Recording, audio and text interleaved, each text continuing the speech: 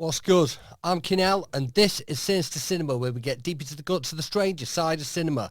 Just letting you know with this little bit at the start that we now have a Patreon. Sub up to that, and you can get all these episodes early and ad-free, so you won't even see this bit at the start. You get them a few days before the main episodes drop out. We've got some great guests coming up. We've got some studio episodes. We've got some Zoom episodes with some fantastic rappers talking about the films they love and the films that influenced them. We got a lot going on there. Plus, you get some bonus content like film reviews, all that kind of thing. I don't need to explain this to you. You know what a Patreon is. But yeah, it's patreon.com/Kinell Sinister Cinema. So check that out. Peace. Yes, people. What's good? I'm Kinell, and this is Sinister Cinema, where we get deep into the guts of the stranger side of cinema. Kinell Sinister Cinema is brought to you by Forgotten Sons Apparel. Check them out at forgottensonsapparel.co.uk. Forgotten Sons Apparel is a York-based streetwear brand drawing inspiration from alternative culture, tattoos, film, classic TV and cartoons from our childhood. In our own words, if you like our stuff half as much as we do, then we like it twice as much as you. I'm a big fan of this brand and I love the guys who make it. They've supported me for years, way before I was podcasting. They supported me in my battle rap career. You might have seen me rocking some of their garms on Don't Flop and other leagues. I love Forgotten Sons Apparel and I'm urging you all to check them out at forgottensonsapparel.co.uk. Right, now on with the show.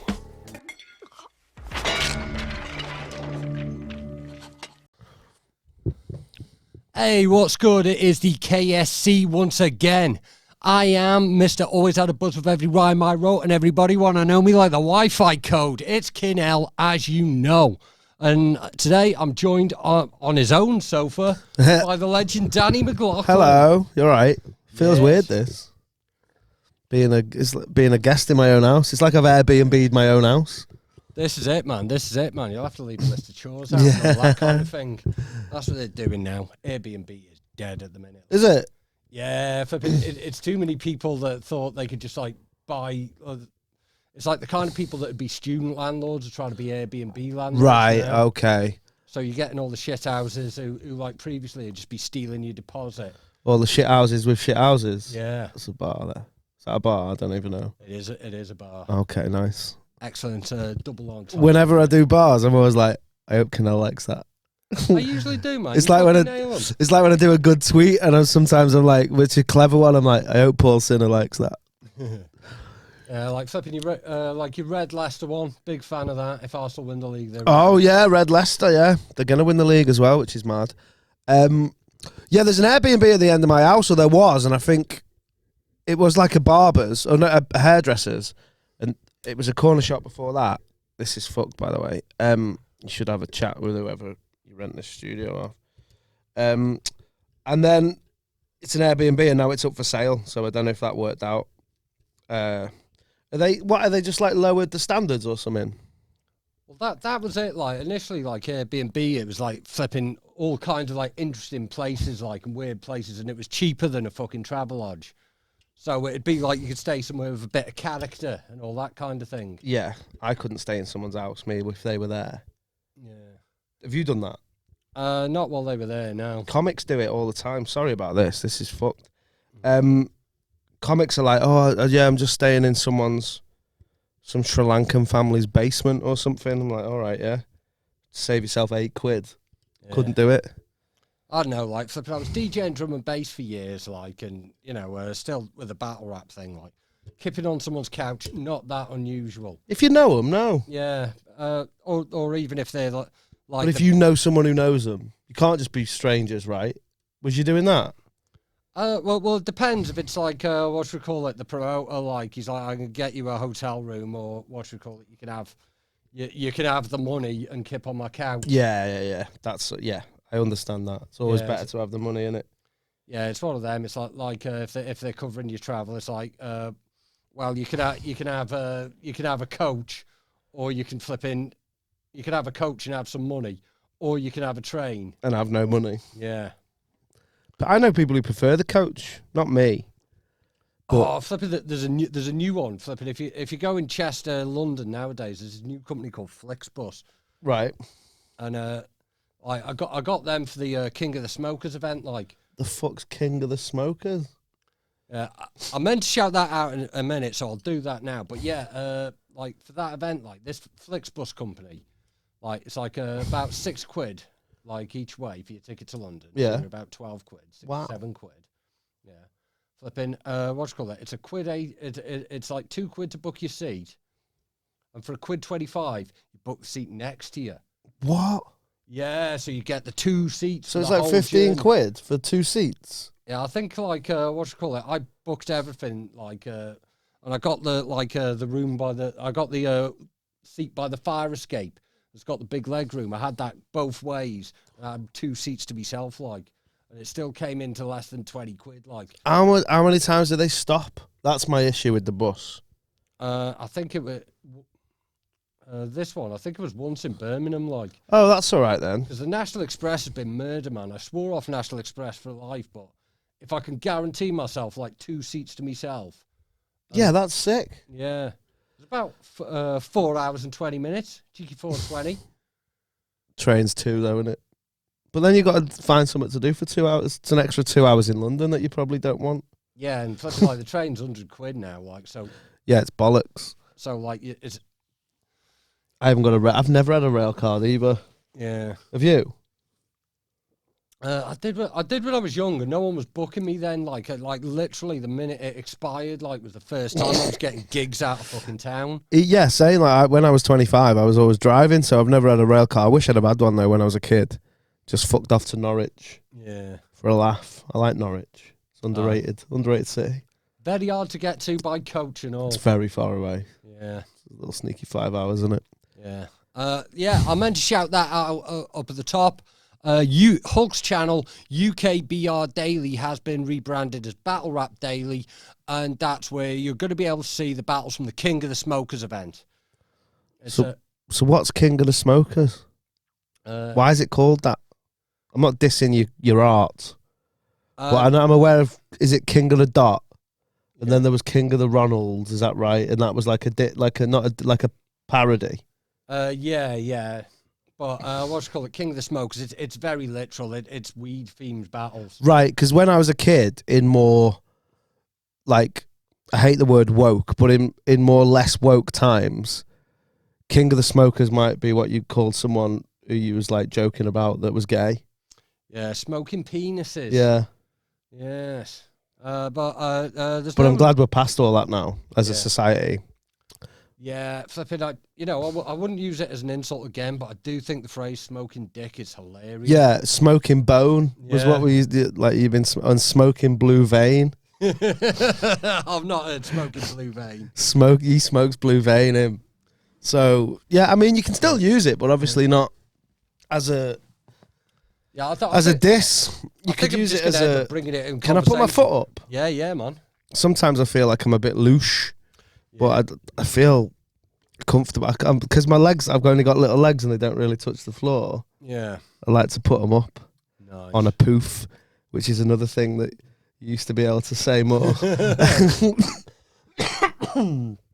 It's funny how like people say smoking cigs nowadays, isn't it? Like flipping, because I think YouTube has killed off people saying smoking fags, meaning a literal cigarette. What algorithm you mean? Because they just see the word fag and jib it off? Or people who don't understand in the comments? Yeah, because your audience isn't just, what you call it, UK now, innit? Right. I've got no... What annoys me about that is, you know, when I watch Family Guy or something that's got loads of, like... Sometimes things aren't for you and you've got to do your Googles. Yeah. That's what annoys me. Like when that big fucking Kool-Aid thing came through the wall in Family Guy. Yeah. I wasn't like, oh, that's not for me. It's not for... Like, I don't know what it is, but then I just Googled it. Yeah. So if that's the case, I don't think it's a thing now that you can't just go, right, what do they mean by fag? Oh, okay, that means smoking cigarettes in Britain. That's fine. Just do that. It pisses me off. Yeah. It's like when people go... So you go, oh, what about that music? And they're like, oh, it's before my time. And it's like, World War II was before your time. You still fucking know about it. Yeah. Does my head in. Ignorance. Go and do some research, guys. This is, do your own research. about to make a joke about vaccines again. Not going to. Why? Because I've really got... They're bad, aren't they? I'm gutted I got mine. I'm waiting for my heart problem. I'm joking, by the way. I don't know how people feel about them. I just like to... See, this is the dance thing. Around it. I've at this point, I think saying like anti-vax stuff sometimes is just really, really funny. Yeah, it's just funny to watch people. But also, like, I'm not gonna lie, I've had 2. Yeah. I'm not having any more. Yeah, and it's not because I think, oh, they're trying to put like fucking lizard DNA in me or something. I'm just like,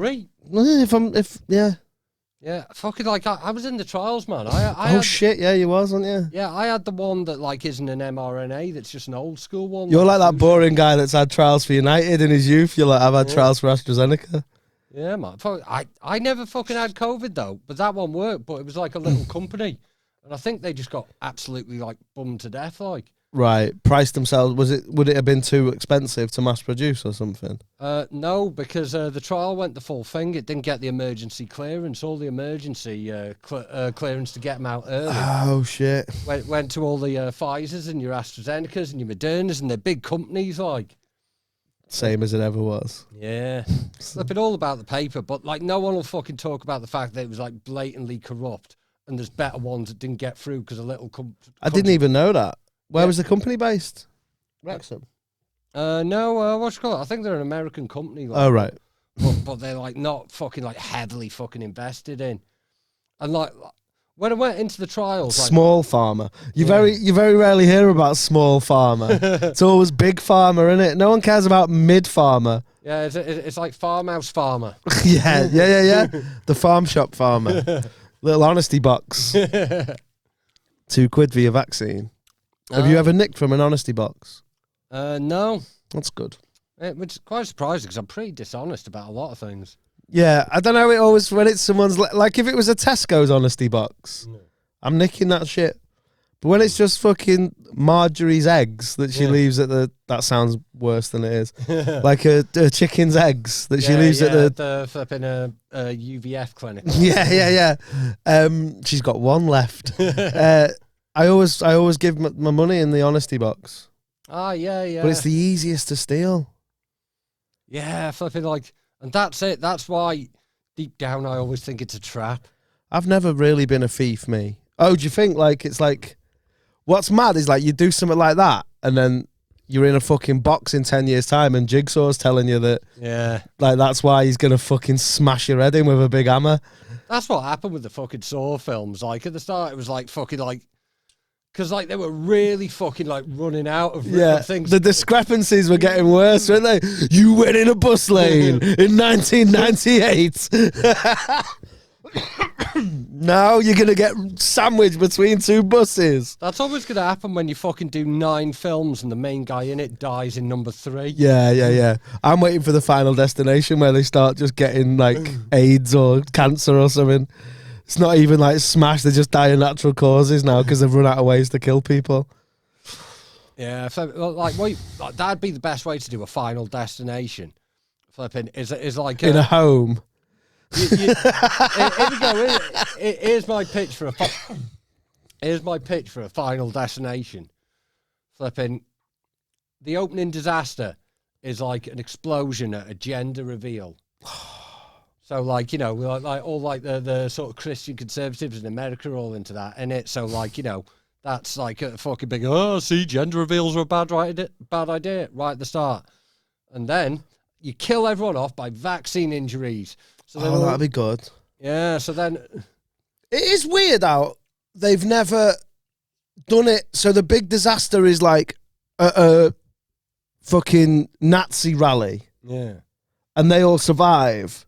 And then they gradually kill people off there. Because that'd be better. You'd enjoy it better. Because you'd be like, yeah. Like, you know, when you know that they're evil. Yeah. It's better that they're getting their heads smashed off and that. I mean, that's if you do think Nazis are evil. Personally, I do. Yeah, But I know there's some people. I do and all. It's a recent thing. I only learned about Nazis quite recently. Following remarks from Kanye. Oh, I looked into yeah. it. Turns out Hitler, not the bad guy. Bad guy. Have you seen Hunters on Amazon Prime? I haven't. No. It's good, you know. What's that? So it's like Inglourious Bastards, but with mainly like septuagenarians. So it's like it's set in the 70s, and it's like a group of Jewish people that hunt Nazis, but not Nazi soldiers. They're like the old Nazis that were brought over for Operation Paperclip and shit. Oh yeah. But they kill them in like mad ways. Like one of them who was responsible for the Cyclone B, she gets gassed in a shower. So it's like karma. And Al Pacino's in it. It's his only ever. I think how old's Al Pacino? Like 81 or something. It's something weird. It's his only ever TV show that he's ever been in, and he's sick in it, and it's dead good. Yeah. It's on Primo, 2 series done. Yeah. So you know they're not going to fuck with it. I like an ending with a TV series. Yeah. Like. Yeah. Fucking, I like a fucking like TV series that fucking ends. Yeah. Properly. Did you watch Vikings? I didn't. It's good. I'm into history though, but like that did I think like 6 or 7, maybe even 8 series. They did loads, but the main guy, spoilers, like Ragnar, who like it's based on at the start, he dies in like series 4, and then it's like his kids and that, and I just feel like clip it there, wait a couple of years, do the sequel with you know what I mean? Like don't run it on, have a little break. Let me refresh my palate with some Last Kingdom. Yeah, you don't have to, like, sort of keep the story. As long as there's Vikings in it, people are going to fucking like it. Yeah, people aren't going to feel lied to. Yeah, I mean... Like if there was no Vikings in it, fair. Yeah. You'd be like, whoa, this is called this. Yeah, or if it was the Minnesota Vikings. That'd be sick, actually. It's like if there was no buses in On the Buses, I'd feel ripped off. Yeah, it was like all about circuit boards and serial buses. I don't know what that is. That's out of my wheelhouse. Buses do have wheelhouses. Yeah, that was I did that. Nice. I'm him. Like I'm really him. I've started saying that now. That guy. I've started saying that I'm really him. So what, didn't we have something that you wanted to... I'm sorry, I just can't help trying to drive podcasts when I'm in this room. It's not my podcast, I'll shut up. I know. Speak your shit, Kinell. Talk that shit. Yeah, like, what's it called? We do have vibes in episodes, but, like, we did have a vague idea, like, and since you're the first person I've had on in, like, months that isn't either a film critic or a rapper, this is obviously the... Whoa, I got bars. You got bars, man, you got bars. I got bars like InBev. Yeah. There you go. They run bars. I don't think they do. I think it's more of a brewery. Should have said Stonegate. Yeah. See, what I'm learning. Getting there, man, getting there. But yeah, what should we call it? Since we thought it'd be funny to talk about rappers in films, like. It's my favourite shit. Yeah. Because some of my favourite films have got rappers in. Yeah. But they're not necessarily the best films. Like, all my favourite films, I don't think one of them is... There's only 2 that are considered good films, I think. So my favourite films is 4. So it's Usual Suspects, which is a good film. Banger. That, I know that that's like quite a Pulp Fiction-y one where you're like, oh yeah, I love it. But that had not a big effect on me, but I remember that was like one of the first films where I'd been taken in by a twist. Didn't see it come in. Yeah. So after that, like Sixth Sense and that, all them shits were mid. Yeah. But that was the first one where I was like, wow, that was sick. And the twist is Kevin Spacey was a bad man. Yeah. Life imitates art, doesn't it? And he did 7 the same year, which is also the same twist. Like, oh, look, the weirdo's Kevin Spacey. Yeah, that's mad. Do you reckon when he felt up them kids, like, allegedly, say kids, they were 18, I don't know, when he felt up them boys, he, like, limped off and then gradually just started walking normal and then got on the bus and fucked off quick? Yeah, the sequence goes on a bit longer. Like, he starts going on a bit longer and he breaks into Singing in the Rain, starts swinging off the lamppost and all that. When he does that with his hands, it's because he's been having a wank in a fucking cupboard. Fuck Kevin Spacey, man. Can I say that on your... Like, you'll have to edit. I don't know. You can edit accordingly. It'll be you that gets in trouble now, not me, for my podcast. Well, we've already gone on about vaccines for the first fucking 10 minutes of the that'll podcast. That'll get a flag, won't it? That'll get a flag. Well, and Nazis as well, to be fair. And Vikings. Yeah. I mean, they were... straight into nonsense. They weren't great. We really smashed this. They weren't great guys. I don't think we mentioned a single film with a rapper in yet. Like, no. Is there not a rapper in Usual Suspects? Big L. So it's Usual Suspects. Do the Right Thing. It's got a rapper in. Yeah. Has it? I don't think it has it, actually? I don't know, sort of do the right thing. It's like fucking like Spike Lee sort of coming up from that community. Like, I just wonder whether there was a little sneaky rapper in it, a little cameo. There might have been, like, because that was like one of the first ones where he was like putting in like Public Enemy on the soundtrack. Yeah. And all that, like. So that would be my pointless answer. Do you ever do that where you think of pointless answers in case you're ever on Pointless? I do, yeah. Like hypotheticals. So if I ever get asked films with Samuel L. Jackson in, I'm going to say Do the Right Thing. Because people forget he's in it. He's the radio DJ, isn't he? Yeah. I'd go for Death by Temptation. Ooh. Isn't that one that used to be like advertised in like the back of newspapers where they give you like 50 DVDs, and one was always like, is it Empire of the Sun or something like that? Yeah. Oh, okay. No, what was it? There was another what? Name some Samuel L. Jackson films from that era. And I'll know it straight away, whatever it was. Oh. I'm going to have to find it because it's going to do my head in. My other favourite films, of which there are two more, are the original Clash of the Titans. Oh, yeah, Ray Harryhausen. Big Harryhausen. Yeah. And Who Framed Roger Rabbit? Absolute banger. It's great, isn't it? Yeah. So, which doesn't have a rapper in, but it does have a singer in. Frank Sinatra. He's the sword. I don't know if it's actually him, but there's the sword that's meant to be like Frank Sinatra. Yeah, why do you reckon they picked a blade to represent? I don't know. I heard a fact about him yesterday. Yeah. That I sort of knew. Do you know the mad the film-based Frank Sinatra fact? No. That he was offered Die Hard. He was meant to be John McClane. Yeah, I thought. Well, I think it was in his clause because he played John McClane in like a film in like the 70s or the 60s. They had to offer it him. Yeah. This might be bullshit. I don't know if you have many people who check your facts and then reply with like, well, actuallys. But I think that's the case. I'm going to have to find this L. Jackson film. But none of them films have got rappers in. Yeah, flipping like Frank Sinatra. You ever heard about? Have you ever seen The Man with the Golden Arm? No. I fucking really. It's Frank Sinatra in it, and he plays like a smackhead who comes out of prison. He's like a poker dealer called Frankie Machine. Wow. And he's a smackhead, and like he's learned drums in prison, and like he's going to go straight by learning to be a jazz drummer. But like flipping, when he's out, all the people want to play the best poker dealer, fucking Frankie Machine. So, like, the guy who runs the games goes, do you know what? How's about a bit of smack? It's been a minute, hasn't it? Like, that's like a Frank Sinatra film from the fucking 50s. Banging soundtrack. Oh, that sounds sick. But the soundtrack doesn't have, and this is how they badly missed a trick here, it doesn't have I've Got You Under My Skin on it. Oh, no. That's two on the nose, that'd be. Yeah.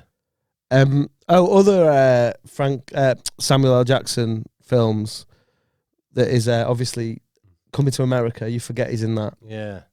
And Goodfellas. Yeah, I always forget that one. Though. Yeah. Stacks.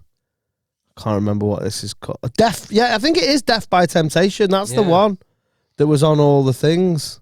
Yeah, like flipping like Samuel L. Jackson, like, because I mean, like, he's like rightly regarded as this star, but he's been in like some big films for like just a minute, and you forget he's there. Like shit, like Deep Blue Sea. Yeah, I think that's the true mark of a star. That he just does stuff for a laugh. Yeah.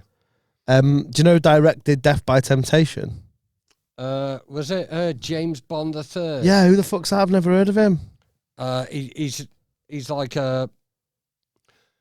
there's this good documentary I should have called Horror Noir about like sort of like black independent filmmaking, and he's what like I think his like dad was like kind of like around in the 70s, like in the proper sweaty Harlem streets and that, and just wanted to give him the hardest name possible. Like a boy named Sue. Yeah, but like the hardest name possible. Speaking of hard names, like, and films with rappers in, flipping, are you ever going to get a harder name than Furious Styles? No. No. He's the hardest man. Yeah. Like, because you know that he'd smash your head in, and then he'd give you some knowledge as well while he was smashing your head in. I love Boys in the Hood. It is it's arguably the best film with a rapper in. Mm-hmm. Do you reckon? I'd say it's got to be up there for like best films that are sort of dealing with like a sort of hood culture and the culture hip hop originates from. But even on its own, I think like you could show like your dad boys in the hood, and he'd be watching it and he'd get into it. I think because the story's engaging. I think the other good film with a rapper in, one of the best ones, and there's not many. There's rappers in it, but they're not in it for ages. Is Training Day. Oh, yeah. That's a banger. Fucking the rappers that are in it suck for the few seconds they're in it, but it adds a bit of a vibe. I think Snoop's quite good in it. Yeah. When he plays in the wheelchair, he's like, and he puts the pen in his mouth and that. Yeah. Dre's terrible in it. Yeah. Flipping like Snoop actually turned up for the fucker and all. Like, Snoop was in loads of films, but like he was doing stuff with like Albert Pune. I don't know who that is. Like it's all the like films like Urban Menace and things like that. And well, like the silly ones, or yeah, there's a film called like Urban Menace, and there was like 2 other films with like Snoop, Big Pun, and Big Al. Oh right, no, I ain't hip. Yeah, it was, and like Ice-T, and it was supposed to be like these 3 films were supposed to be like one anthology film, right? But like the producers decided like, let's just make 3 films. And like they didn't write any more script, so it was just this director Albert Pune being a mad bastard. Just goes. What else did he do? Anything I'd know? Cyborg with Jean-Claude Van Damme. Damme. Yeah, I'm aware of that. He did loads of things like fucking, and like he'd always like try and like sort of do things on the sly. Like fucking, he made Cyborg. Like Cyborg was made because like they. Like Canon lost the license for Masters of the Universe, and they were going to make Masters of the Universe 2. Right. But they already had some props, so they call in Albert Pune, because he's this guy you call in for these things like that. He goes, take these fucking props we've already made, just make any film you can with them. It's like, whose line is it anyway? Or Bitzer? Like, do you remember Bitzer? Yeah. So here's a box of shit, go make me something. And this is how it was like, and he made like the film with Jean-Claude Van Damme, but while he's just finishing it up, fucking Kickboxer starts popping. Jean-Claude Van Damme's going to be a star. Oh, so he was lucky then. Well, then Canon go like, we can make some money off this. We'll give you a week to do reshoots to make it a bit better. He goes, yeah, I'll need this much money, 7 days. Get me all the crew and the cast back. Sorts it out. Does the reshoots in 4 days, and in 3 days he like makes another film without. Like that he's just written on his own in one go, using all the people from the film without telling them they're making another film, and like fucking does everything in one take. Like there's one shot in it where someone's like not even standing in the light and shit. And that film was Schindler's List. Yeah. What was it? I can't remember the name of it off the top of my head, but he just said like, yeah, I need 7 days for the reshoots. Did it in 4. And then, like, just fucking, like, made another film, like, that no one else, including the crew and the cast. Even knew they were making? Yeah. That's sly, that. Knocked it out in 3 days, took it to Cannes, fucking sold it. Bit of P to make another movie with. Like, because he was just addicted to making movies, like, this was, like, fucking, like, it would have been about, like, fucking 1991 or some shit. Most of the people that were in it, like, didn't find out until, like, IMDb was invented. That's so fucking funny. They did a film that they didn't even know about, didn't get paid extra. Just like, that's when you turn up to a gig and you realise it's a corporate and they don't tell you. They're like, oh, there's a big group of 350 people from the same company. Yeah. My mate just won Best Director at Sundance. Yeah? Yeah, I used to work with him in City Bar. Remember City Bar? Were you about then? Sing J. Lee. Is it? Yeah. Fucking he used to work at City Bar. Yeah, do you know him? He's from Wrexham. Fucking hell. So he directed the Migos Stir Fry video. He's directed loads of music videos, and he's from Wrexham, and he worked in City Bar with me, and now he's off. He lives in LA. He's lived in LA for a while. Yeah, smashing it. Big up Sing J Lee, man. Best director at fucking Sundance. Yeah, fucking safe. Yeah, it's amazing. Fucking, I mean, he's from Wrexham, but I don't know if he might claim Chester. Yeah, we're claiming him anyway.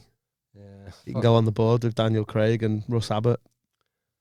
Russ Abbott. Danny Murphy. Russ Abbott's Rossett, man. Russ Abbott. It's from Blacon. Is he? Yeah. I've heard conflicting reports. No, he's from Blacon, Russ Abbott. And Jeff Green, comedian. There's my other favourite film with a rapper in, New Jack City. Yes, very much. Fucking Ice-T did some mad shit, didn't he? Because he was the first rapper that said right, I'm gonna do this acting thing and do a lot with it. So he was doing things that weren't stereotypical roles. So he goes into New Jack City, does this kind of breakthrough. And then a couple of years later, he's playing a mutant kangaroo and fucking Tank Girl and all this shit. Yeah, he seems like a sick dude, man. It's always mad when I see that he was mates with Boycie from Only Fools and Horses as well. Yeah. Just on Twitter, though. But they were that's a mad, relationship that you always see. And it's whoa, obviously not anymore. Boycie's in the big fucking car dealership in the sky, isn't he? But it is what it is. Yeah, so he doesn't have to deny knowing about anything. No, that might come out, yeah. Some half-price cracked ice. Yeah. What's your favourite film with a rapper in? It's a funny one because, is it the rapper's performance or is it my no stunt casting? Yeah, no, it just has to have the so old school counts because Snoop's in it for 2 minutes. Snoop's in it for 2 minutes. That's a good multi-lot. Is it? Yeah. Snoop's in it for 2 minutes. Yeah, you nailed it. Oh. Fucking. Oof. I don't know. I'm kind of about. I think I'm gonna have to say Friday, man. It's so bait. Yeah, it's great. Yeah, it's it might be my favorite. It's probably my second favorite, but my first favorite's not good at all. But I love it, and it's Above the Rim. Above the Rim. I fucking love it. Yeah. Tupac, Bernie Mac, the guy from Cool Runnings, Leon, who's now got his own healthy fast food chain. Dwayne Martin, who played Kyle Watson. Oh, I love it. It's so good. Do you know who else is in it? Who plays I always see it as it's almost like a Wire Paid in Full. Paid in Full is another great film with a rapper in. Yeah. Paid in Full sort of origin story. Wood Harris. Yeah. But he plays this dude called Motar, and I like to think that Motar gets fucked over, he gets shot. I like to think he survives that shooting and then becomes Avon Barksdale. Yeah, makes sense. But yeah, that might be my favourite. And they never address. You've seen it, obviously. Yeah. So at the start, they're playing basketball on the top floor of a tower block. Yeah. And someone goes through the window, on the roof. Yeah. And no one ever thinks that that's weird. They just shrug it off and go, yeah, Nutso fell to his death. No one ever goes, why was he playing basketball on a roof with no fence? That was a thing with flipping hood movies for a bit, actually. They had to set it up, because I think Boys in the Hood sort of the prototype hood movie. Before that, you had blaxploitation movies that came with that. But after Boys in the Hood, all the sort of hood movies that came after that, it was a fucking arms race to make the place look like the most fucking Beirut war zone possible. And sort of by the mid-90s, ridiculous shit was happening. Was New Jack City not a hood movie? Yeah. Would you say that preceded Boys in the Hood? I know they're different vibes. I think it's a gangster movie. Right, so that's more like Scarface than it is Boys in the Hood and Menace. Yeah. People love Menace. I was always it's all right. Yeah. Rapper in that, obviously. Yeah. I'd say fucking Tupac, what should we call it, has had some good ones. Fucking last film he did, Gridlocked with Tim Roth. Oh, with Tim Roth, yeah. Which is also a multi. Gridlock with Tim Roth. Yeah. Gonna take your top off. Nah, you're not rhyming the top, man. Oh, what? So tell me how to do it. Gridlock with Tim Roth, take your dick off. Right. Okay. Piss off. There you go. Yeah. You sloth. Yeah. With sloth, yeah. From the Goonies. Yeah. That had no rappers in it. No. Although that woman that played the mum could probably spit bars. Mama Fratelli. Well, there you go. It didn't have rappers, but it did have the Fratellis. There you go. Yeah. Indie. That's the next time I come on. Yeah. We'll do films with indie bands from the 2000s in. Yeah, but only really, really bad indie bands. Actually, there is a film with an indie band from the 2000s and a rapper in. Flipping LeDonk and Scorsese. Oh shit! Yeah. That yeah. Fair dues. You've nailed it. Yeah, with fucking scores from fucking Knots and what's it called, the Arctic Monkeys. Arctical Monkeys. Yeah, that's what he calls them, innit? It's a good film, that, but it's quite sad. Yeah, flipping. I like the fact he got Olivia, like, he'd obviously planned it out, and Olivia Colman got pregnant, like, when they were supposed to be filming it, and, like, now we got to do this, we're just going to change the film so you could be in it pregnant and lying down all the time. Got her pissed and took her on the big one. Aye. Sad. Yeah, I love Set It Off as well. Yeah. Queen Latifah. Bringing Down the House, what about that? Have you seen that? No. With Queen Latifah and Steve Martin, where he like pretends that his... Oh, I think I might have done, actually, like, fucking, like a long time That ago. was one of those sort of where they were like, oh, let's put someone from the hood with someone not from the hood. Yeah, you know, that was a genre for a bit. Like was it Down to Earth with Chris Rock, where they were like made him into a white old man? Yeah. Because he comes back. Yeah. They reincarnate him as a white old man because that's the only body left.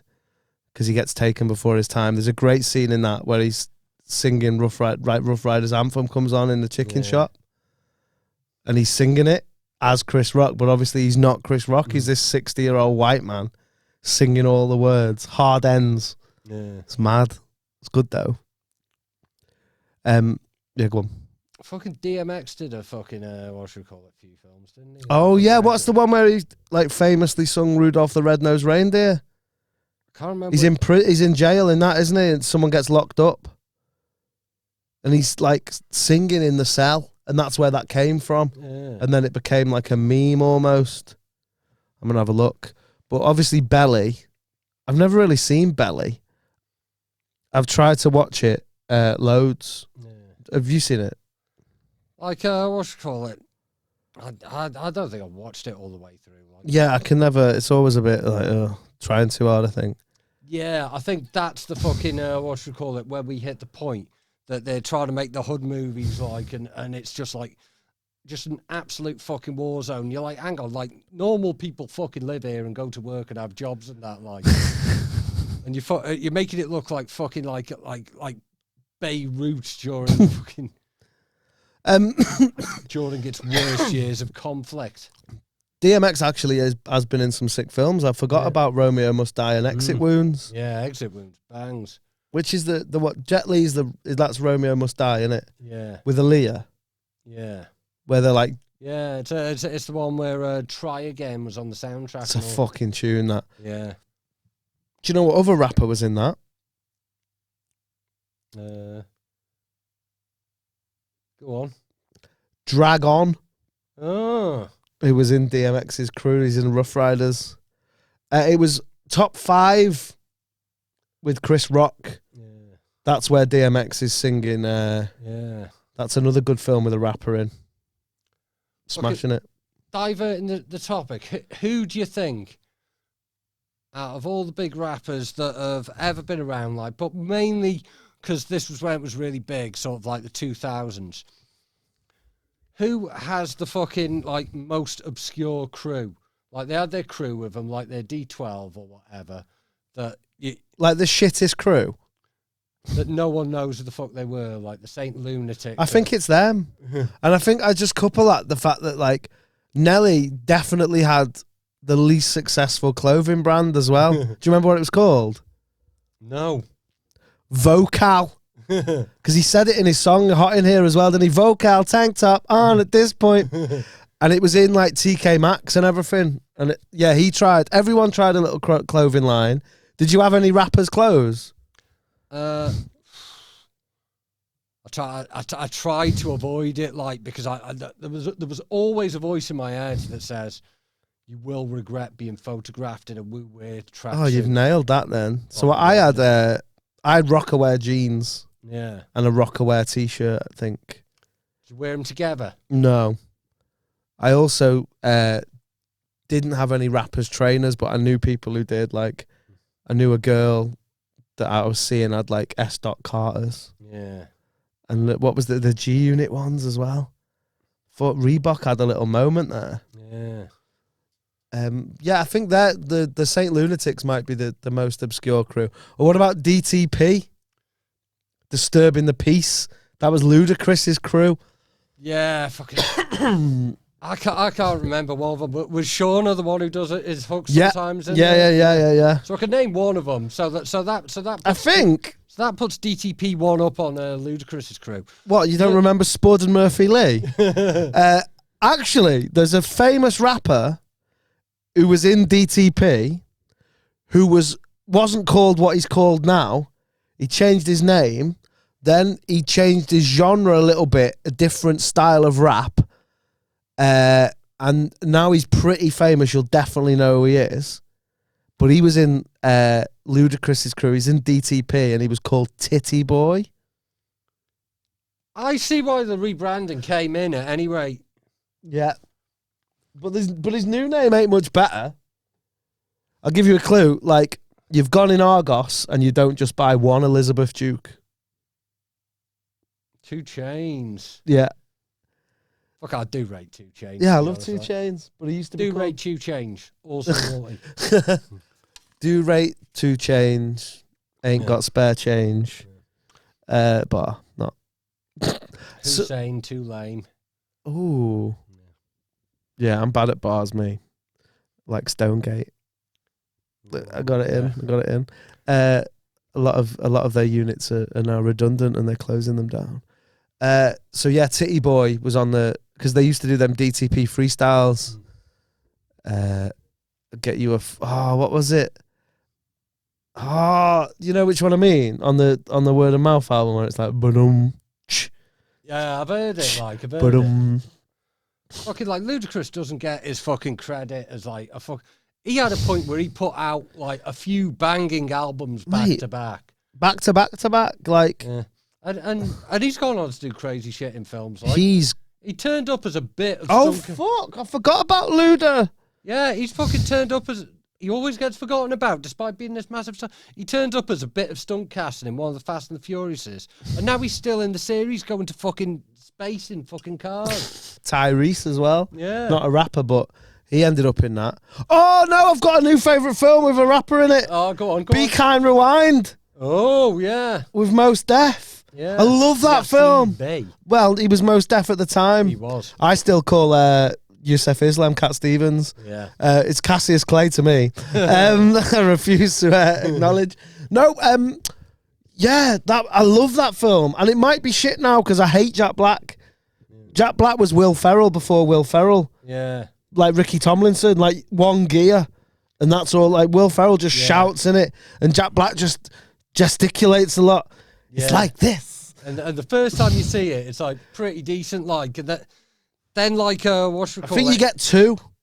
Yeah, you get 2. You get like one which was School of Rock, and then you're like, oh, I like him in that. Yeah. And then you're like, I watched Be Kind, Rewind, and I was like, oh, it's that guy doing that cool thing. And then you're like, and it was the same with Ferrell. It was Anchorman and Old School, and then I was done out.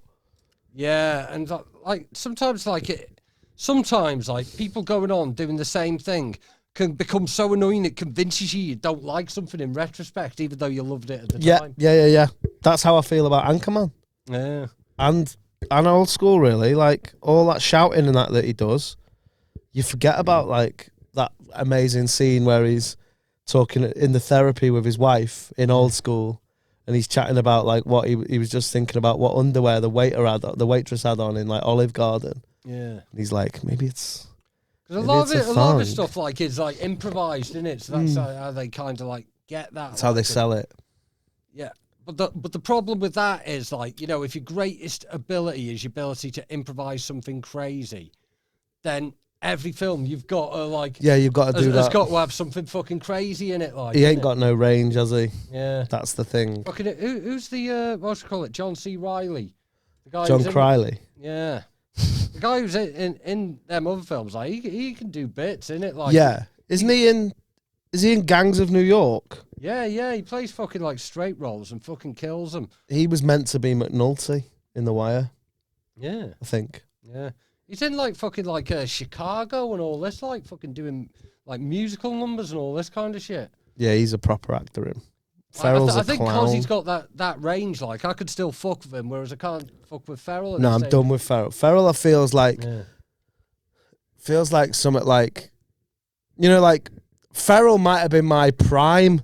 You know, kids that are into prime now, they look back on that and go, what? Why did we like that so much? Yeah. That might be Ferrell with me. Ruxpin. Yeah. Yeah. I might be like, oh, I can't believe we were into that. Yeah. We were just shouting like, what is it like? Binley Mega Chippy. What was he? What I can't even think of any phrases from Anchorman now. No, there was a point like, I think it might have been like, I wonder if it's like something to do with like social media, because like fucking, if a joke's funny, you get sick of it that day if it pops off. That's true. But like, we didn't have that around the time of fucking Anchorman. Yeah, you just had cunts saying that they were kind of a big deal for like 2 years before it got old. Yeah. Shit. And maybe like, do you reckon the fact that people waited so long for a sequel and it was shit sort of dampened the original Anchorman? Like if they hadn't brought out Anchorman 2, I feel that about Zoolander. Zoolander 2 is easily the worst film I've ever seen. Like terrible. It's the worst sequel. It might be the worst film. They've done that thing where they just like try and throw loads. They did it in Coming to America too, where they just try and throw cameos in it. Yeah, that's when they would go too far with the stunt casting, like, innit? Yeah. And it's got to be everyone that was relevant in every era of black cinema and black. Is that what that's called, stunt casting, or is that what you call it? Well, or is that it's like Snoop Dogg in old school, like flipping. It's not about playing the part. He's just there to just turn up and be Snoop Dogg. Right? Yeah. And we're not supposed to like look at what his character's doing. We're supposed to go, "Wait, it's Snoop." Right. Okay. Right. Yeah. There's Zoolander 2 is just that, and Zoolander 1 is a load of that. But I think the story's good in Zoolander 1. Yeah, you know, it was the first time they'd done it. And Yeah. like, it's a feral one and all, like, and Oh shit! Yeah, but he gets totally outdanced in that. yeah, Owen Wilson steals the whole show, I think. yeah. And Stiller, obviously. What's your favourite line? Have you got a favourite line from Zoolander? I have. It's when he goes, think it's the black lung, pop. That's my favourite. Yeah, stunt casting. That's interesting. What are the maddest films with stunt casting in? I haven't even thought about this before. Yeah, the maddest little cameos and that. Well, the thing is, like, flipping. Sometimes, like I wish, like a fucking like a possibly like Redman in a Seed of Chucky. Oh, is he in that? I've not seen it. Yeah, he's he's like Redman. And he's directed a film in it, and Jennifer Tilly tries to suck him off. But like the role was originally supposed to be played by fucking Quentin Tarantino. Oh shit! Like Quentin Tarantino playing himself, and they changed nothing about it and just put Redman playing himself in. That's mad. It's also brilliant. Like, there's nothing worse than when Tarantino shows up in his own films. It's like he goes, you know what, this is too good. Yeah. Let me ruin it a little bit. Hang on, just gonna bowl up, couple of N words, and then I'm out. Yeah, a foot, an N word. Has he said? I wonder if he said an N word in every one of his cameos. Don't think so in any of the the more recent ones. I think someone might. What, Django? Oh yeah, well, Django was about fucking 10 years ago now, wasn't it? Yeah, but I don't see what's mad. I haven't seen a Tarantino film since Django, and I don't think I'll ever see another one. Yeah, unless he makes Django 2, which he's not gonna. What's your favourite, Tarantino? Jackie Brown. Yeah, same here. And that's because that's not me trying to be a hipster or like some sort of contrarian. It's because I think my favourite thing about Tarantino is the dialogue he writes. Yeah. And Jackie Brown there's not a lot of action in it. It stands on the dialogue, and that's why I love it. It's because of that. Yeah. Obviously, Pulp Fiction is great, and Reservoir Dogs is great, and Django is great, and Inglourious Bastards is great, and I love Death Proof. Yeah. And I love Kill Bill, and I've not seen Hateful Eight, and I've not seen the other one, and I won't because I think I've had enough. Yeah. If he retires now, I think I'm fine. Yeah. So yeah, Jackie Brown is my favourite, and I also respect Jackie Brown because it's almost like being the middle child. Like, it's had the hardest run. It's like being a working class comic. Yeah. It had to come after Pulp Fiction. Yeah, and flipping, like, it was a few years after, and like everything, like Pulp Fiction had been bedded into pop culture, like.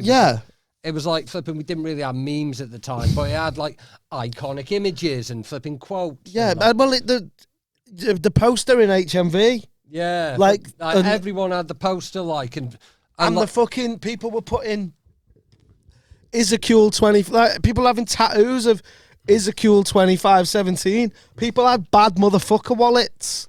Yeah. People were putting it at the start of rap songs. Yeah, flipping. Like, got a confession to make here, man. In my coat now, there is a bad motherfucker wallet, but I didn't buy it, and I've had it for several years. I never said it was shit. I'm saying it was like.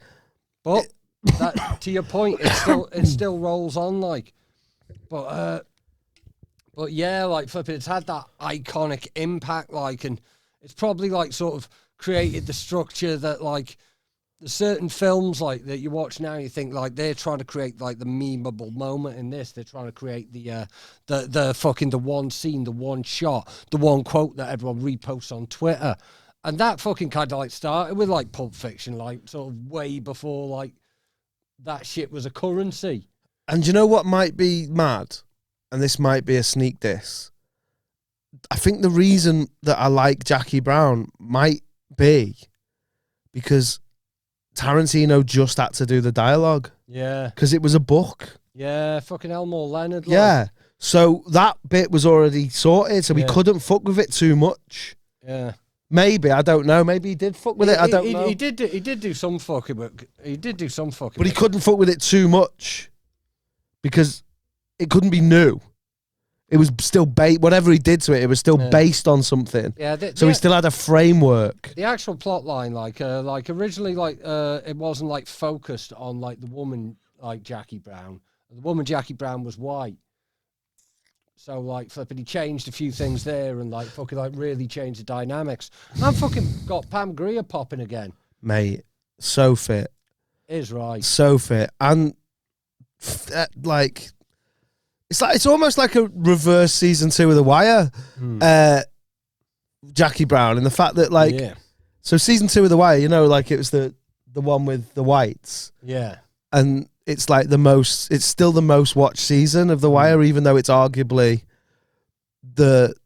probably the 4th best. Yeah, I think it's season 4, season 1, season 3, season 2, season 5. Season 5's trash. And it's like, so reverse that. So then you had this Pulp Fiction, massive, like, film with a mainly white cast. And then he's gone the other way around. He's gone, right, this is like, it's like a pretty much black cast, Jackie Brown. Yeah, and he's like bringing a lot of people like that, like from the 70s blaxploitation films. But whereas like with some of his other films like Reservoir Dogs and like, you know, he's taking on like sort of like the Hong Kong sort of gangster movie style. Pulp Fiction was drawing from all sorts of things. With this one, he was bringing like the actual like artists that were involved in like the 70s blaxploitation films, but he didn't make it in that style like dead sensational. Like Dolomite. Yeah, I fucking love Dolomite. I haven't seen the original. Do you know what? The only sort of my first dealings with Dolomite, do you know where it was? Do you know where I first saw anything from Dolomite? Can you guess? Was it The Chronic 2001? No, it was on the video for Gotcha Money. Yeah. By the ODB tune. It's like, insecure, born ass motherfucker. It was amazing. Like Rudy Ray Moore, like, it's been on so many fucking banging albums, like. Yeah. Shout out anyone called Rudy. Yeah. My kid's called Rudy. Fine name. Yeah. So his kid is also known for like rhyming poetry about having a huge dick. Yeah, same. Yeah, and pimping.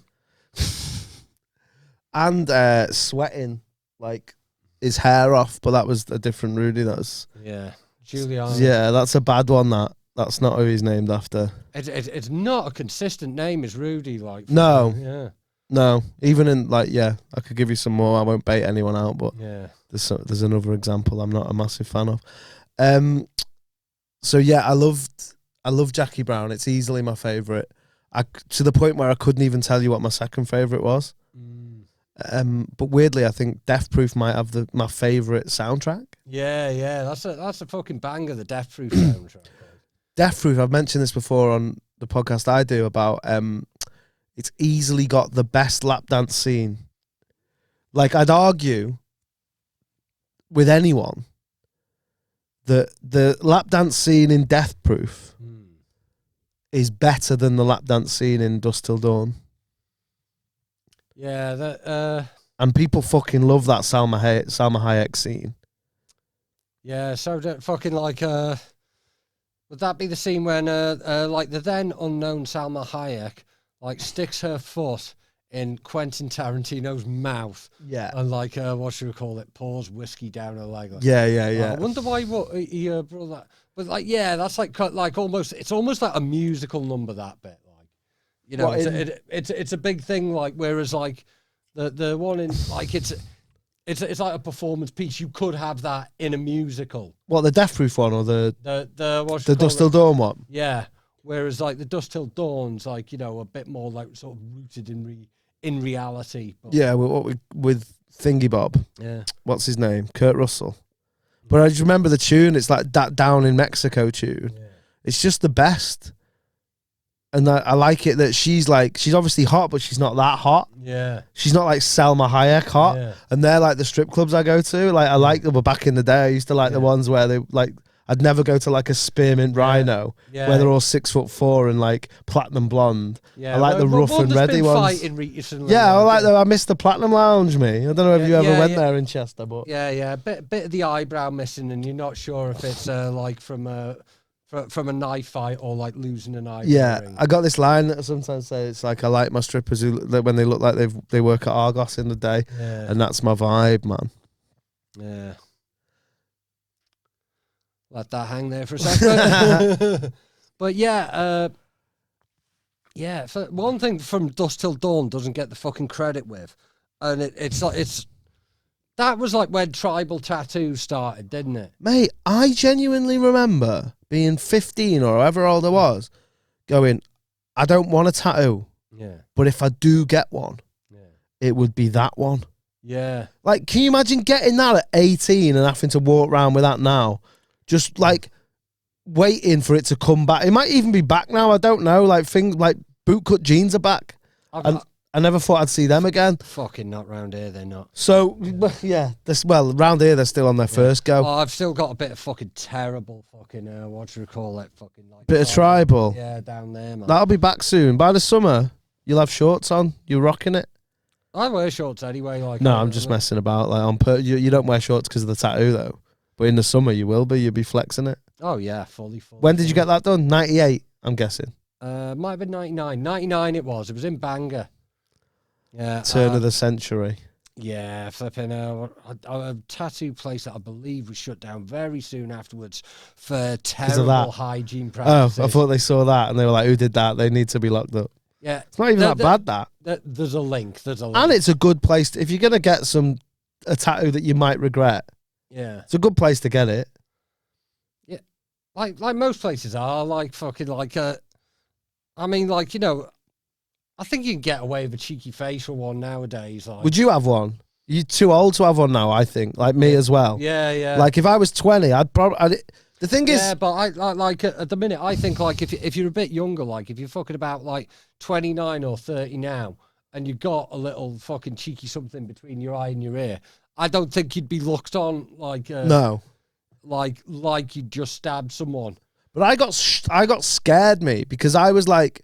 If I'd have known, I started comedy when I was like 24. Yeah. But if I'd have known at 18 that's what I was going to do for my career, I'd have got more tattoos. I was like, oh shit. I was like that guy that's like, what if I need to get a job? Yeah, this is it. Like this, I see people who work with me in the bank that have got like tattoos on their hands nowadays. Like, you know, it's all fucking changed where like everyone's totally cool with it. So like every fucking tattoo that you've ever fucking said like, oh, I'm not. Yeah, I might not get that. Should have just got it. Yeah. Should have got that Seth Gecko. Yeah. Tattoo. Sorry, go on. Fucking Seth Gecko was ground zero for tribal tattoos, and that was like a fucking decade of like the only thing that lads got. Yeah, Robbie Williams as well, I think, contributed. Didn't he have? He had a big tribal, and I think that contributed to the to the tribal thing.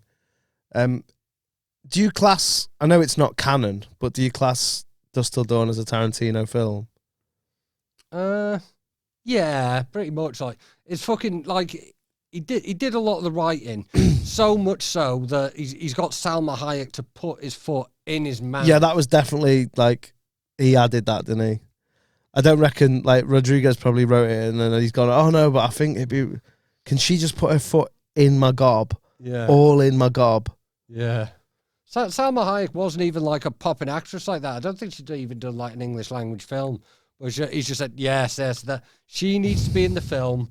Fucking all 5 little piggies in my fucking face. Like, this little piggy going to the little fucking dangly bit at the back of my throat. Like, what's that called? Me thumb so the epiglottis? Gag. I'm not sure. No, it's called. Is it called like the duodenum or something? I don't know. That was who else has had moments like that? That's interesting. Where you had nerd of someone, and then they did one thing in one film, and then that was it. Then they were set. And that's worth thinking about. Like that was a true breakout moment. That was like Cameron Diaz in The Mask, sort of. Yeah. That was like, I remember that's the first time I saw her, and I was like, oh shit. And then you get the other way, where like that dude that played the brother in Dusk Till Dawn, never seen that cunt again. Fucking what was that name? I think his name was Scott in the film. Yeah.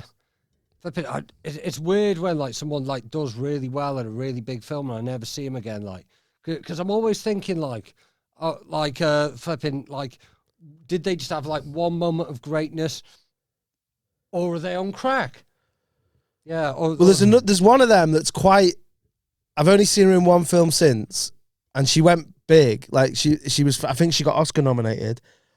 I think it's safe to say she wasn't on crack. Yeah. Do you know what I'm gonna say? Precious. Like that film, no pun. Yeah. Was massive. Yeah.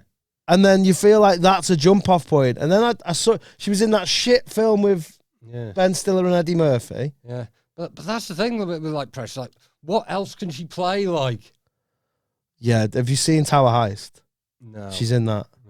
She does the worst Jamaican accent. But it's one of those accents. I saw a really bad Jamaican accent last night. I was fucking like, I'm doing me cyberpunk ranking at the minute. Right. I'm fucking like, I watched a film called Future Sport.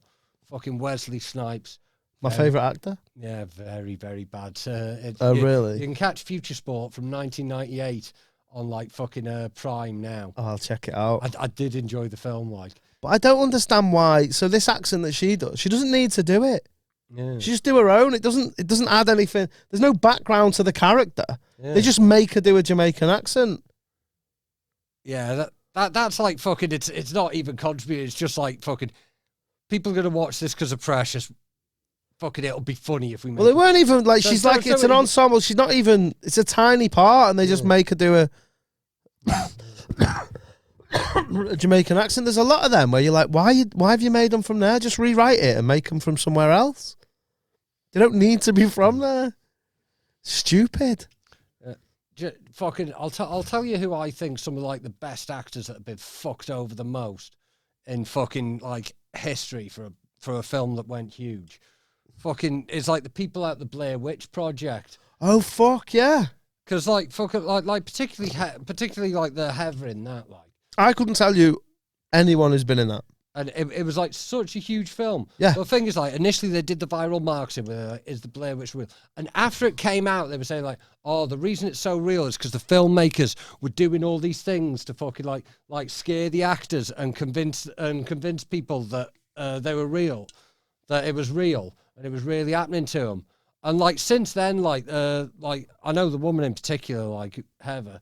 Like she's like, I'd say like no, I fucking knew it was them dickheads in the fucking woods.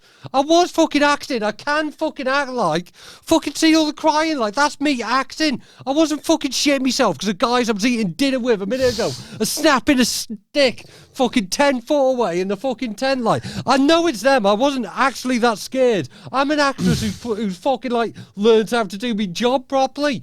But, like, she'd go for auditions and she wouldn't be getting bits because they were like, oh, yeah, we saw you in the Blair Witch and, like they made you really scared then. And she's like, no, I was acting. And, I didn't know that. Fucking no one would take her word for it. She was just like, no, I'll fucking bogies and all that. That's all me, baby. That's mad. And then has she done anything? Have any of them done anything?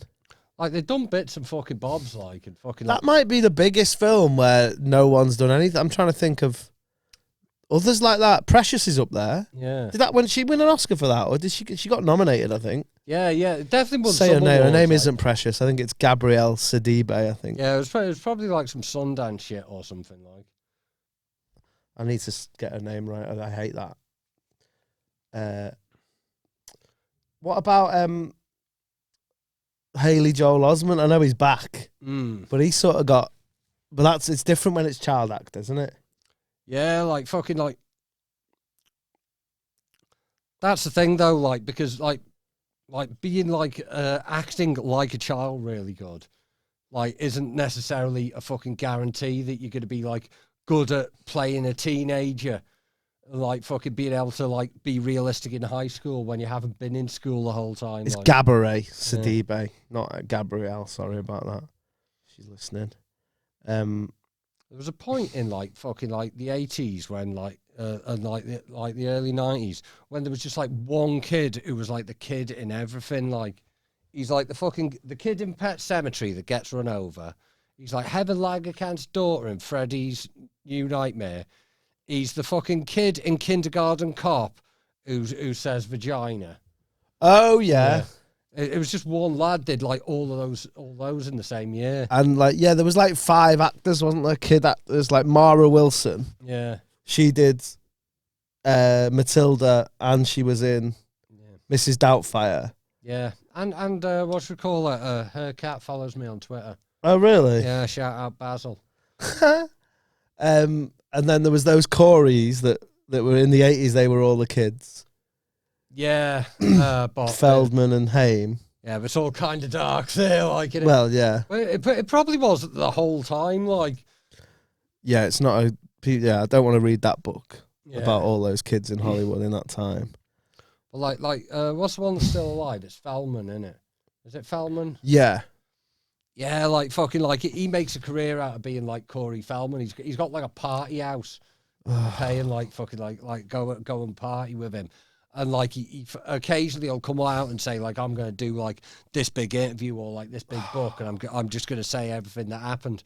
And never doesn't. It's because someone probably rings him and goes, you don't want to do that, mate. Yeah. Because once he's done that, he's probably done then. So it's probably better that he's, like, keeps teasing it. Yeah. Those dudes that just pop up and do stuff like that, like party houses and stuff, they remind me of, do you like Futurama? Yeah. Have you seen the Slurms Mackenzie, the Charlie and the Chocolate Factory episode? Yeah. Like, Slurms Mackenzie is like those dudes that, like, professional partier, like, just imagine Corey Feldman coming out in his party house and be like, "Wimmy wham wham wazzle." I love Slurms Mackenzie. He's my guy. Yeah, fucking. He's based off a fucking, like, a dog that Budweiser had called Spuds Mackenzie, and I think they did used to, like, give it a lot of beer. Oh, really? Yeah. I didn't know that. I love that episode though. That like the Grunkalunkas. Yeah, it's sick. I love Futurama. Yeah, fucking Futurama, like, fucking that original run, fucking solid. Everyone had the DVD box set. That was the DVD box set that you had. And Leela, arguably hottest cartoon character. Yeah. Of all time. She's up there with Rabbit and Griffin. Jessica and Lois. Yeah. I love Lois Griffin. I think she's fit. I think she's dead fit. Yeah, they fucking throw in the occasional thing where they kind of imply that she's filth as well. Yeah. I love it. Absolutely love it. No rappers in that though. In Stand By Me with Corey Feldman. Is he in Stand By Me? I think he is. Probably. That's they all were around them kind of times. Yeah. Like. No rappers. Little edit point for you there. Yeah. I don't know I don't know how long you're doing. I don't know. We're at an hour 7. Hour 7. Flying. Okay, cool. I can come back on another. You can put a lid in it if you want. Just save it, and then we'll come on because I've really enjoyed this, so I can. Yeah. This has been vibes. We haven't done anything on the subject, but like a kind of. What were we meant to do? I don't even know what we were meant. I thought it was. Yeah, like. Do you want me to rank them? No. Do you want me to do a little top 5 now? Danny Mac's top 5 films with rappers in. Go on, you can do a top 5. You can do a Friday, Above the Rim, New Jack City. That's 3.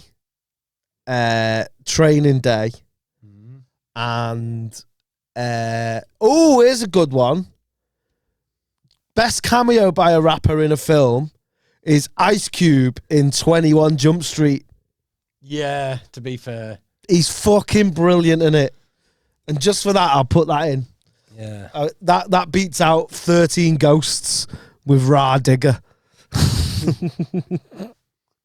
Aye, and fucking, what should we call it? LL Cool J and Deep Blue Sea. Like, oh, yeah. Shit, no. And Halloween H2O. No, I've got one, and it is LL Cool J, right? So here's my top 5. Yeah. Whatever the other 4 was, Any Given Sunday. That's a very good film. That might be the best film with a rapper in. Yeah. I've always had like a fucking irrational hatred of LL Cool J, you know what? Do you know what I think it is? It's this, when he used to do this. Like lick his lips. Yeah, that's one of them. A few things. He tried to get the like one leg rolled up coming. And also like fucking like he's like sort of like he broke through at a time when there needed to be someone like fucking like rapping girl shit and all this kind of thing. But his bars fucking suck, like fucking, what fucking pink cookies in a plastic bag getting crushed by a building. He's just existed for the whole of fucking like hip hop without anyone telling him that's a bad bar, mate. You shouldn't say it. There's one fucking song he does. I can't remember what the fucking name of it is. But he starts off and goes, oh, you're saying that fucking like LL Cool J can't do wordplay. Well, I'm going to show you how LL Cool J does wordplay. I think one of the bars in it is my balls are hairy like the Lion King. Sick bar. I do like a few of his songs though, probably 4. I like Phenomenon. Yeah. I like Love You Better. Yeah. That is a tune. Yeah, I do rate Phenomenon. I like Head Sprung. Yeah. We be up in the club and we head sprung. And there's another one that I can't remember. 4, 3, 2, 1 remix for me. Mm. Because obviously, fucking like that was like the fucking. Oh, it might be the one. It might not even be his tune. He's on a J-Lo remix, I think, that I really like when J-Lo was doing remixes where she had the locks on and fucking Big Pun and that. Yeah, it's it. All my pride is all I have. Fucking right. Pride is what you have, baby girl. It's what I have. Yeah, that. But other than that, yeah, I'm gonna fucking bump it like that. Like like fucking. He has got a couple of bangers, like Phenomenon. It is 4, 3, 2, 1. What about I'm Gonna Knock You Out? That's a classic. Yeah. Flipping, what do you call it? Probably the Marley Marl beat, the most iconic thing about it. Like maybe I'm just throwing Cool J some bail here. But he does. But he has got He has got like the strongest opener in that. Like, don't call it a comeback. I've been here for years. That's a very fucking like iconic strong opener. So yeah, I'll get. That might be like arguably one of the most like I can't think off the top of my head now a better opener. Like fucking in terms of like it's certainly an iconic opener because like fucking you could walk out in front of like most stand-up fucking comedy crowds right now. Yeah. Say don't call it a comeback. And like most people know you were referencing a song. Here's a question then. Yeah. What's a more like a harder intro? Is it? It's Fuck the Police though, probably. Fuck the police coming straight from just because it's so iconic and it's like impactful. Even Straight Outta Compton might beat it. Yeah, But- like a lot of these, like, you know, it's like I think Eric B and Rakim, like, thinking of a master plan. Yeah, that's a tune, isn't it? That's a great opening. Yeah. Do you know what my favourite opening? I'll probably have to go in a minute because I've got to go to work. But do you know what my favourite hip hop opening is? It's A Bomb Atomically. Yeah, A Bomb Atomically, Socrates' philosophies and That might be my favourite. Dropping these mockeries, lyrically perform armed robbery. And that's how I got into Maltese, man, seeing that, like. Yeah. Fucking I like. thought I was going to say that's how you got into armed robbery. Yeah, well. Same. Yeah. But, that's how I got into keeping bees. That's how I got into apiary. That's it, like, fucking, like, when fucking Triumph came out, I remember, like, hearing it on the radio. I was thinking, like he's rapping there, but, like, the words are doing fucking something. Oh, actually, shit, sorry to cut you off, because I'll forget otherwise. Is that the opening? Yeah, it is. So it's not the ODB shouting? It's the opening bar. Right. Yeah. So it's not... That's your thought. I wasn't going to see me. Because he doesn't have a verse in that. So technically that's his verse. Yeah. He doesn't have a verse in it, does he? No, I think he just pops up a bit later. Maybe that's his verse, or maybe that's the opening. ODB is my fucking, like, favourite rapper of all time. Like, I think he's the best shit rapper ever. And what I mean by that, skills-wise, he's not a great rapper, is he? Let's be honest. He makes bangers. Yeah, he just turns up and he is who he is, like. Who's the most... I'll have to go now, but I do want to hear this from you. Yeah. Who's the most overrated rapper of all time? What?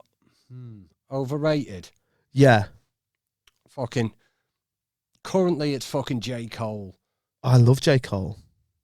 Fucking enough. Oh, I can't... What do you call it? I can't stand fucking conscious rap that's like fucking... Where, like, the selling point is it's very, very clever. It's like, hang on, I love J. Cole. Have you heard his latest album from last year? It's very good. Yeah. And it's not as J. Cole as normal. Yeah. So it's not like... Oh, actually, like, fucking, I'm talking shit here. It's Logic. Well, yeah. But is he overrated? I thought everyone thought that man was ass. Well, fucking... I'm going to put the cat amongst the pigeons and I'm going to drop the mic. Yeah. Do you know who I think the most overrated rapper of all time is? Go on. I think it's Eminem. I think if you look at his body of work, right, he had... There's a lot more of it than there is good bits. If you even... his classic albums, if you look back on them now... They're not... I don't think they're that good. End-to-end albums. No. Like, that whole, like, if I had $1 million, like... Yeah. And make the whole world suck my dick without a condom on while I'm on the John. Like, when you're 15, that's tight, but then you look back on it now. I think Eminem might be the best rapper at putting a lot of words together. Like, do you know what I mean? Like, this is going to be such a mad analogy. But if rappers are builders, right? Yeah. Eminem can build you a boring shed faster than anyone else. He can put the bricks together in the right way faster than anyone else. But there's no features, there's no gargoyles, he's not a good architect. Like, there's no nice gothic arches. Yeah. It's a fucking boring brick shed, and he puts it up dead quick, and it's impressive. He's Fix-It Felix, mate. Yeah, and it... Like fucking...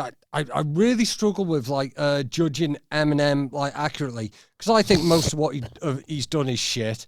There's a lot of complete and utter fucking, like, lies told about fucking, like, his battle rap history, and his fans are really, really fucking annoying.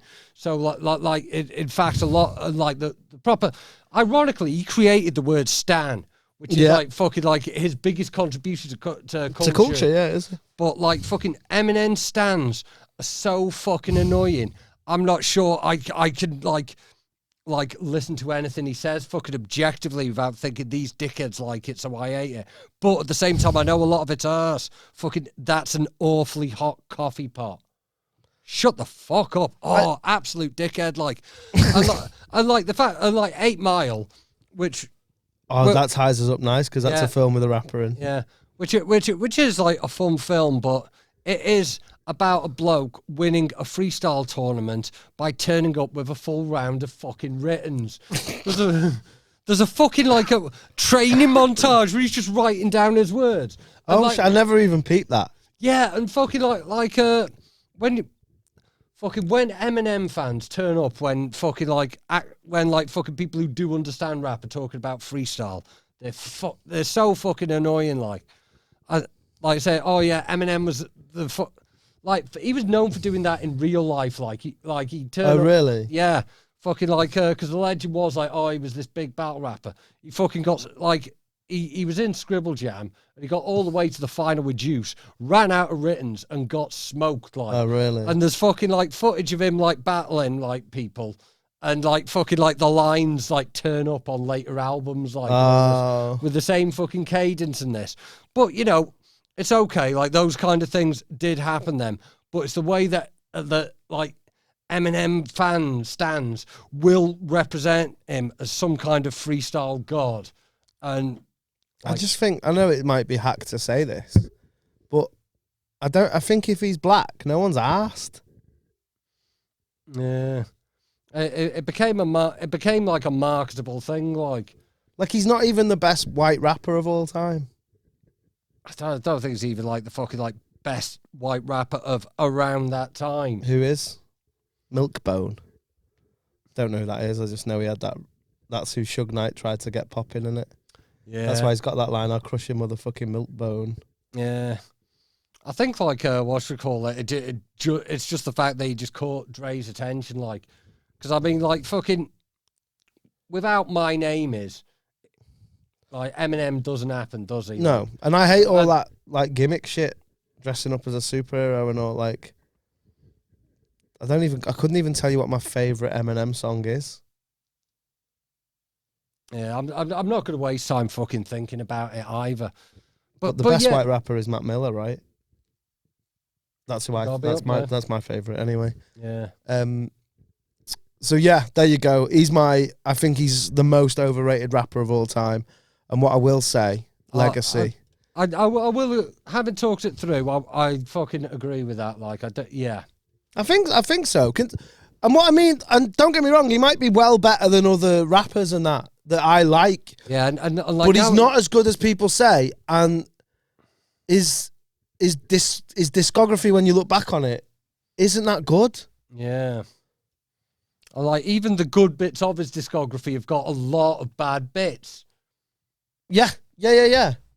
Totally. So yeah, arguably the most overrated rapper of all time is Eminem.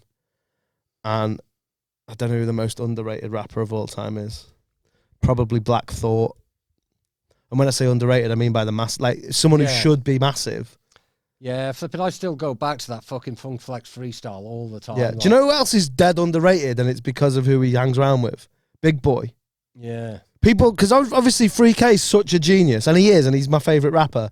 Yeah, but because of that, people just forget how good Outkast was with Big Boy as well. Yeah. It's fucking amazing. He was producing a lot of those hooks. Just as a straight-up rapper, he's fucking Yeah, it's phenomenal. Yeah. Oh, I'd love to talk on this all day. Can I come back? Yeah. Sick. I've got to go to Liverpool now and do some shows. So, thanks for having me, man. Hey, fucking, I've loved it. Safe. Sick. All right. Well, I need to go now, but I don't know what are you gonna. Yeah. What's it called? Is there anything you want to plug? Anything you want people to get eyes on? Just to get onto this podcast. It's just my one. You've been on it. It's yeah, it's there. It's trying to change the direction of it. Yeah. More of a culture thing. Yeah, I like where it is now. Because. It's going to take a little bit long for people to kind of find it because we're I think the shouty sort of the shouty lad podcast genre is and a lot of my mates do them, and it's no shade to them, man. And the simple reason is I ain't got them stories, man. Yeah. I've never lived that life. Yeah. I've never done drugs. I've never been bummed in a skip. And all that shit's dead funny. But if I try and do that, it's going to be boring. Yeah, you So, can't force them things. You can't force them things. no, exactly. So, Yeah, and for, I like where it is. And it's always quite nice vibes, man. yeah, that's what we're trying. So, yeah, just get onto that, really. Yeah, fucking, what you call it? Like you're a couple of weeks off 100 episodes. Yeah, I think we're doing 100 episodes. It might be mainstream, man. 99 this week, coming out this week. We've got to do it tomorrow. So, I don't know what we're going to do for 100. Probably just. Hey, I want to be in the studio for 100. Oh, come down, man. I've been a day one since. I know, man. Big up. We'll have a beer and that. I'm on the highest possible Patreon tier where you get studio time. Well, yeah, you're more than welcome. Yeah. So, sick. Right, well, I better fuck off through the Mersey Tunnel. But thanks, man. Nice one. Are you going to carry on, or I don't know what you're doing? Yeah, I think I got a couple of bits like. All right, sick. Yeah, I'll just I'll just fuck off. I'll just disappear. Can we make it? Can you edit me out? Like, so if I do that and then I just disappear on the edit. Yeah, yeah. Are you like that? Have you got the skills like that? I'll figure it out. I'll figure it out. 1, 2, 3, boom.